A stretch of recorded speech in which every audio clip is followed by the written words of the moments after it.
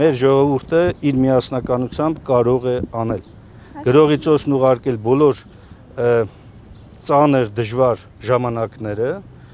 երկրում հաստատել արժանապատվության, արդարության, անվտանգության լիարժեք իրավիճակ։ Փաշինյանը թվում է այդ թվում նաև նախկին բառի գործածությունը, որովհետև 18 թվականից հետո բառը նոր իմաստ ստացավ որոշ հասարակության որոշ շրջանում եւ հիմնականում բացասական։ Այս ընտրություններով այդ բառի իմաստը հետ փոխելու հույսեր ունեք։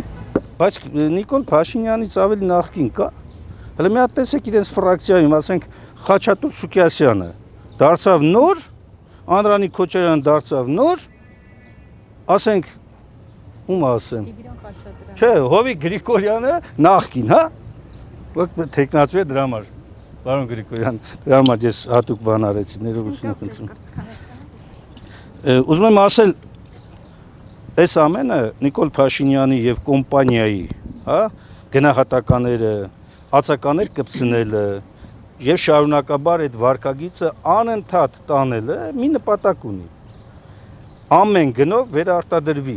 Ասենք, տեսեք, մի օրինակ էլ բերենք, վատ օրինակ է, բայց պիտի բերեմ, հա։ Անընդհատ հիշեցնում են լուսահոգի մեր ընկերոջ Պողոս Պողոսյանի մահվան դեպքը։ Երբ որ դու հիշեցնում ես, ասում ես, բայց դա դժբախտություն է եւ չպետք է այդ դժբախտության վրա մարդիկ դիվիդենդներ շահեն, չէ։ Երբ որ ասում ես, բա հղի կնոջ վրա երթը, միանգամից պատտվում ասում են, դա դժբախտություն է, դժբախտ դեպք եղել, ինչի եք եւ նույն Նիկոլ Փաշինյանը ո՞նց է բացատրում այդ երևույթը։ Ասում է, խո ես բան չեմ, վարորդը չեմ, անվտանգության աշխատողը չեմ, իր մեքենան է, էլի, հա, իր անվտանգություն ապահովող մեքենան եւ այսպես շարունակ։ Այս մարդը ունակ է, ընդունակ է եւ անընդհատ ու ամեն վարքյան փորձում է պիտակավորել։ Նա արդար մրցակցության կողմնակից չի եղել երբեք։ Խառնակցությունը իր էությունն է եւ այս ընտրություններում էլ է խառնակցությամբ զբաղված։ Ես հորդորում եմ մեր հայրենակիցներին, նաեւ ձեզ, իր ամեն մի գործողության մեջ տեսնել, բացահայտել, վերհանել խառնակցության տարրական էլեմենտը։ Նույնիսկ հիմա, երբ որ գնում է քաղաքացիների հետ հանդիպումների, էլի մի բան պետք է բզբզա։ Թիմ 1 ամբիոնից ասում են, որ Հայաստան դաշինքը այլևս հաջորդ խորհրդարանում չի լինելու։ Վերջերս հայտարարեց։ Հա, ասում են, թող ասեն, ինչ ասեմ։ Այդ իրանց ցանկությունն է, երազանքն է։ Ես էլ ասել եմ, հաջորդ խորհրդարանում շատ իմ մեծ ցանկությունն ու վստահությունն է, որ ազգային ժողովի ամբիոնում